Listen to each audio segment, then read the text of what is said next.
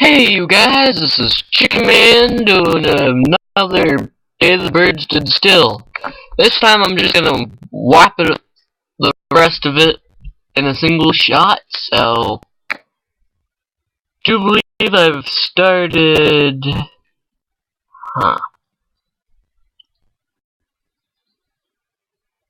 Right about there. Mrs. Back in proper mind seeks out the man to tell him more. I'm walking to find the man. I go out the door to the room I was in. The man is at the table, sitting down, talking casually with the vacant clock. I sit down and eat a jam roll. Then I ask the man his name and what he did to me, but did not dare ask who the evil man was.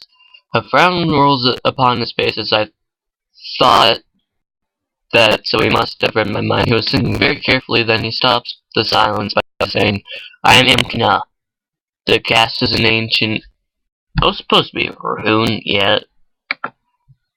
Rune.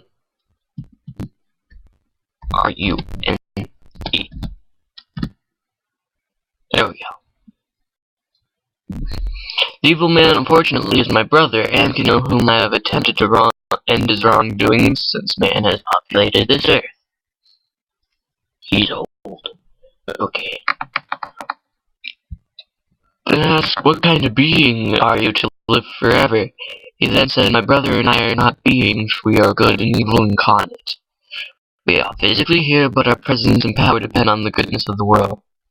We were once mortal, however. Amkino has always been bad and turned to the devil. Ooh, that is bad. Okay, I took the path of the Lord and became a power of God, goodness and light. Good, fella. Would you be a deer? Yes. Okay. Very strange. Kaiba boy. Did this happen because of Toon World? Okay. It's working. Somewhat. Whoa there, Phil. Whoa, okay. Okay, it's all good now. No! No! No! No! No! Really? Just when you thought it wasn't gonna crash. There we go. It's not crashing as of right now. That's good. He said that it was time to train because we couldn't do acts of good for long if we didn't protect ourselves.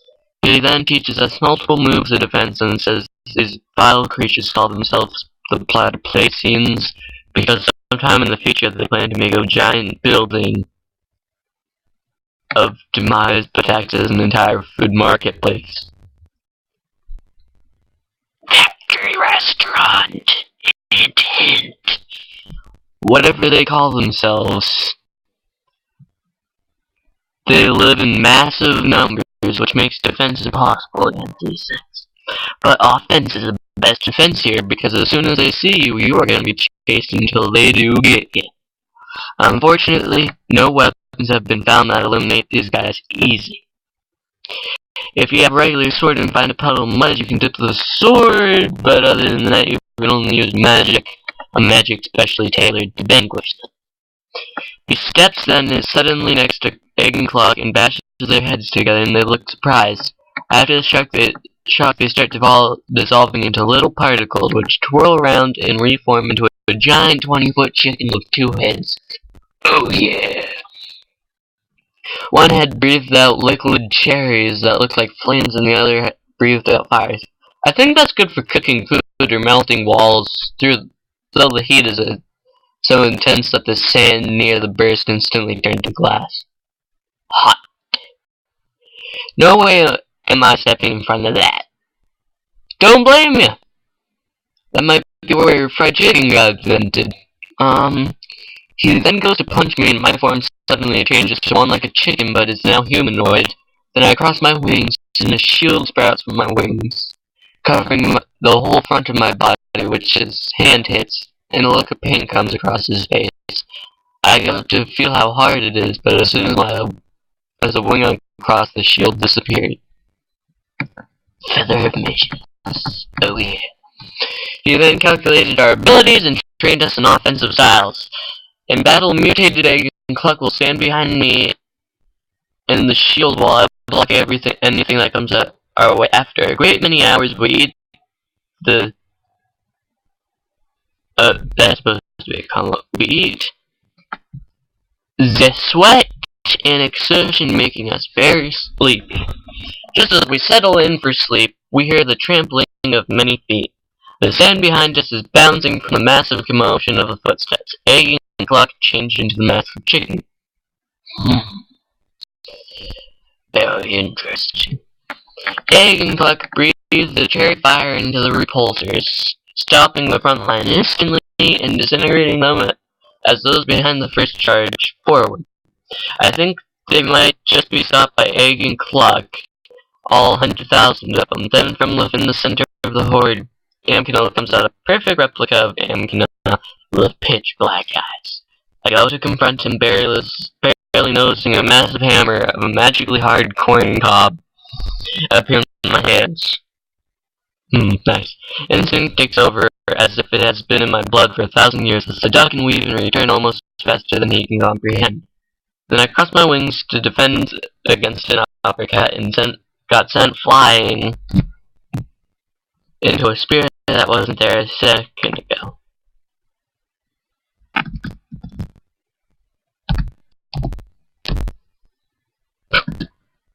There we go. Okay. Pain erupts through my chest. I slide down the spear onto the ground and see Amphenol running away.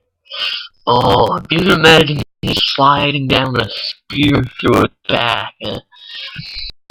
I'm filled not with anger or pain, but the knowledge that I must stop him from doing more evil acts. I rip the spear from my chest and throw it as far as I can and run forward. Plants appear, closing the hole in my chest as I run until I am left without a mark. Amphenol looks behind and sees me with a look of fear. I stop and wonder if such power was right and what it does to people. He then laughs and disappears into thin air, for he had manipulated me and I had to let him go. I feel violated that he knew my belief and would use my morals against me. What else could he possibly know about my mind? Or maybe it's that he assumed that I've been thinking to the good side alongside it. Okie dokie. Give you a minute to let that sink in. I'm going for a water break. Oh, sweet. Water.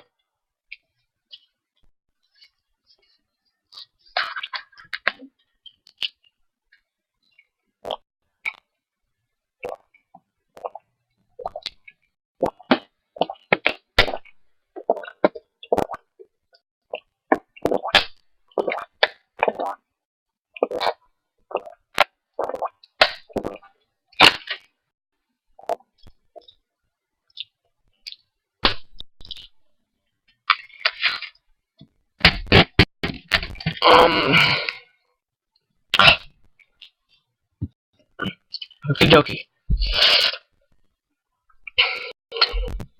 Good drink.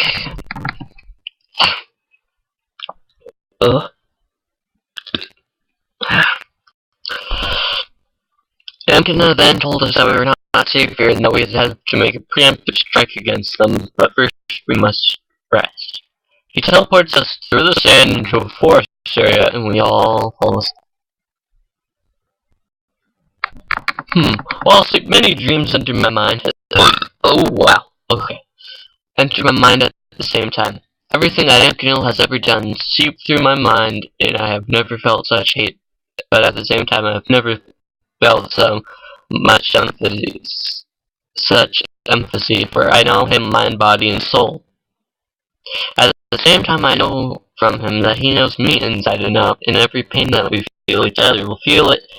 And if one dies, so does the other. I wake up and find Amphenol's face where I had landed on the spear in battle. I know he has my face on his forehead where I had grazed him. Such a mark brings dishonor to him from his soldiers, but if I do not do everything right, this mark will bring much mistrust among my allies. I look over and find Amphenol awake next to me. I go to him and say I carry the mark of Amphenol where I was wounded. Somehow our wounds opened the empathy link between us. I do not know how, but I know him more than I know my own brethren. Each pain that he feels is one with me, and it is the same for Amkino. Amkino then tells me that this is a good sign as well as a bad one. It is good because the cause of this is from his evil blood mixing with your and possibly pure blood, showing that few are purer than you are. Bad news is that we cannot surprise him, and all the advantages will be unavailable.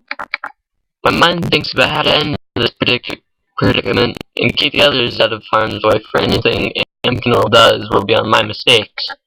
I come up with an idea. Alas, if I stay behind you, you can plan without me. I will fight when I see the fireplace attack you, as well as warn if I see they're coming.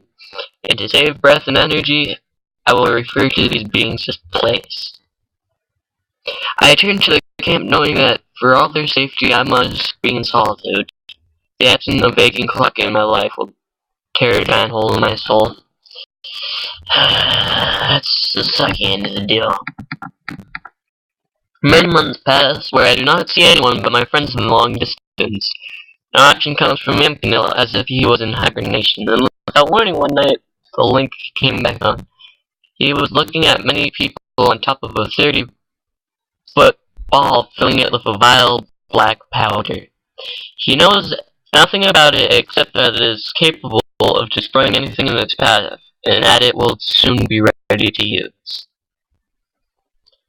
I'm not giving away that one, guys. You'll learn soon enough. Another day passed. I continued walking down the road. Then my friend suddenly disappeared. I looked around wondering what happened, and 2 ropes tied around my legs. I barely have time to comprehend when ropes go around my wings, entirely constricting my movement. My ambushers then whack me on the head, and I go to the ground. The secret lair on location.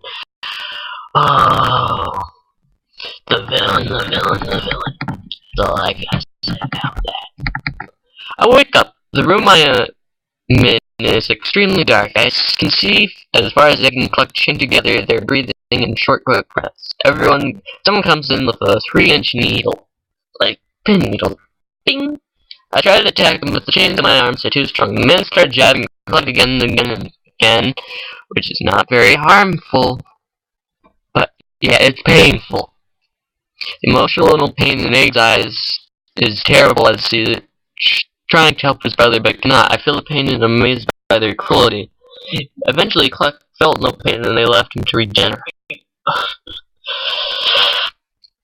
He came back when we didn't expect to needle Cluck again and again for what I now guess to be weeks. When we had to eat, they came up to us and shoved raw chicken down our throats and did not allow us to cough it back out. We're like, oh, raw chicken, that's bad because, well, it's raw. Our chickens. So, they're essentially forced to be cannibals. When we had to drink, we were given pond water through a funnel. Eventually, through the link, Amkino felt my pain and couldn't bear what I was going through. He started drinking heavily. I wanted to stay sober and not feel the awful effects of alcohol in my body, but it wasn't long before I could think. I then spent many months delirious while they did everything possible. Thing to Cluck and forced Egg to watch. Hey there, Skeeter. If you find Sargaz is like a Skeeter, like buzzing around on the thing. Oh, this is distracting. I can't read the Skeeter.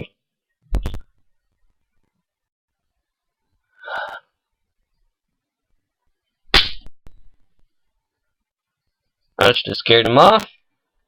I don't see him. No more Skeeter. Okay.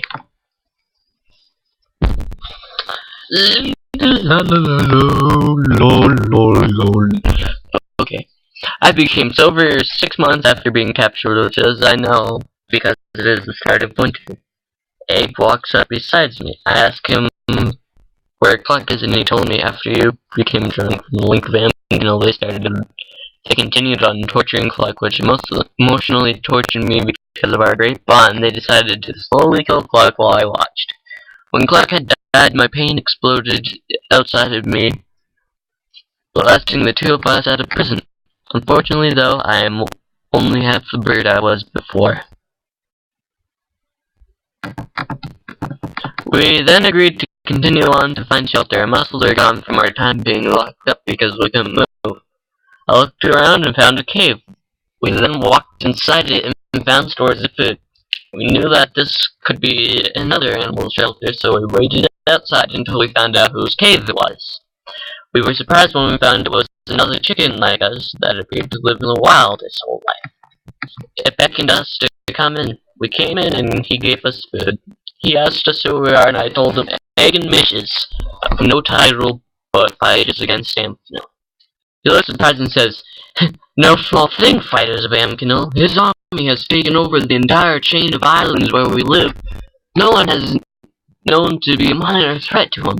If you can even call yourselves that and are still alive, this shows how tough you are," Egg told him. "We were captured, but we escaped. Amkinol is not entirely undefeatable if you come with us." Got like a ton of comments. If you come with us, we can show you how to raise up against your oppressor. He told us, "My bloodline is too frail. I am a young red jungle fowl. In fact, I am the last one after you chickens were domesticated. Any move I can make could take my species off the face of the world. I will mend you back to health, but the fighting evil is up to you." I remember my bond to Amkinol ran out the door. I do not want Egg to get hurt along with the jungle fowl, especially after Cluck died in the fight that we all got drawn into, but has become my own personal battle.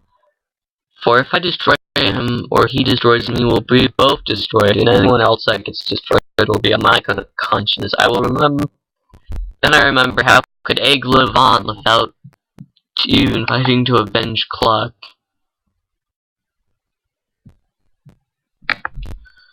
From that monster. Yet if Egg dies, how can I live myself? Okay, I'm gonna save these changes, guys. Maybe.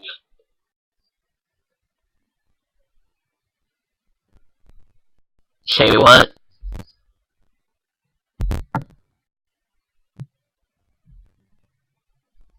Okay. Oh, beautiful! Now it's not responding. Okay, it's responding. Okay. So, guys, I've only got 7 pages left to do.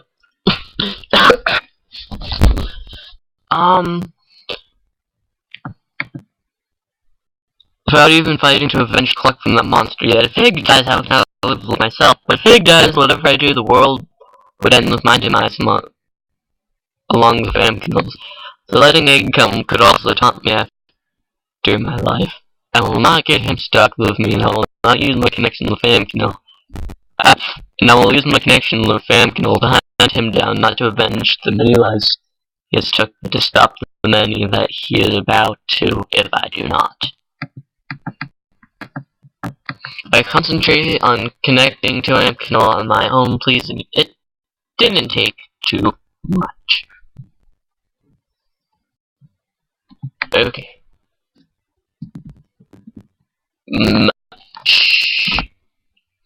He set up base at my own hometown island right by Master's Church, which they had thrown rocks through the windows and burned out of spite. As you couldn't expect, blast from him and his men. Anger courses through my body, and I misspelled courses, of course I did. I didn't even realize that. That's funny. Okay. I can feel anger for no man, but long ago I learned that this thing was not a man. It walked like one, it talked like one, it even breathes like one. But it can never live like one, for it is evil incarnate. Every time that someone does something despicable, he feeds off it. I feel the pleasure he does at these acts, and it rips my pure heart to shreds. Yet all the good that I do, he is blinded by the likeness of it and troubles back for reminds him of the one thing he and all evil things fear, and that is the holy light of the Lord. Yeah. Okay. 7.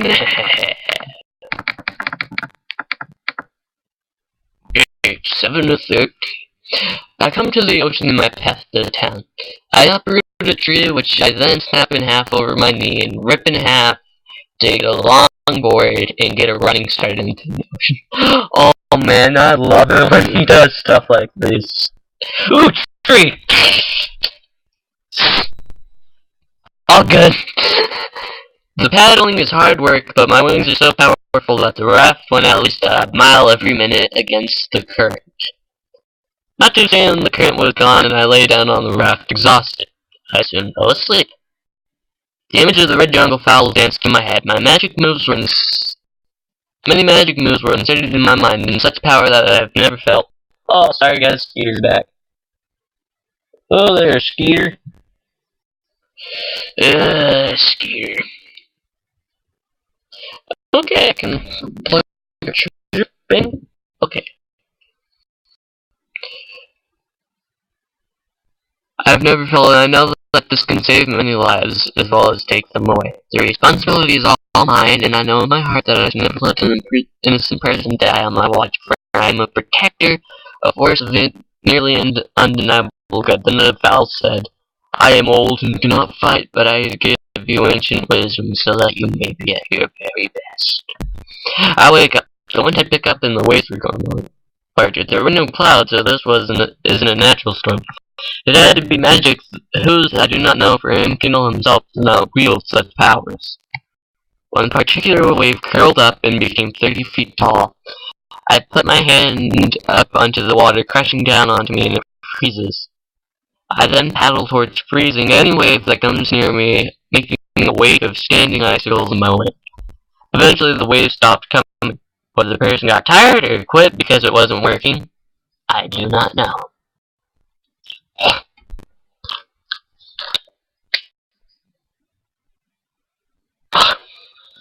Sorry. You boy. There we go. Okay. Sorry about that, guys. Doing this in one big long thing is relatively difficult.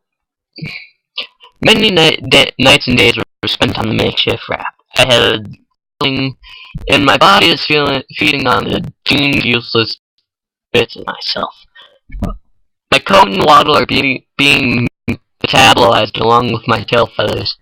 And one night, I was sleeping and I rolled off the side of the raft. I hadn't the strength to pull myself back up, so I started sinking. My fear and instinctive powers of the chicken had kicked in.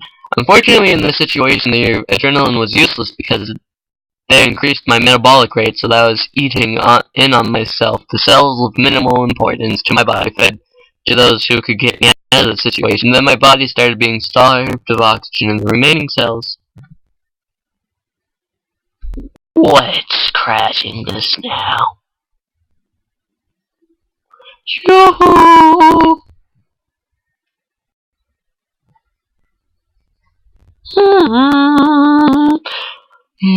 The hills are alive with the sound of music. Whoa, whoa, no. Okay. I started dying out and I saw images of all the people in my life and sank deeper and deeper. And it all went black.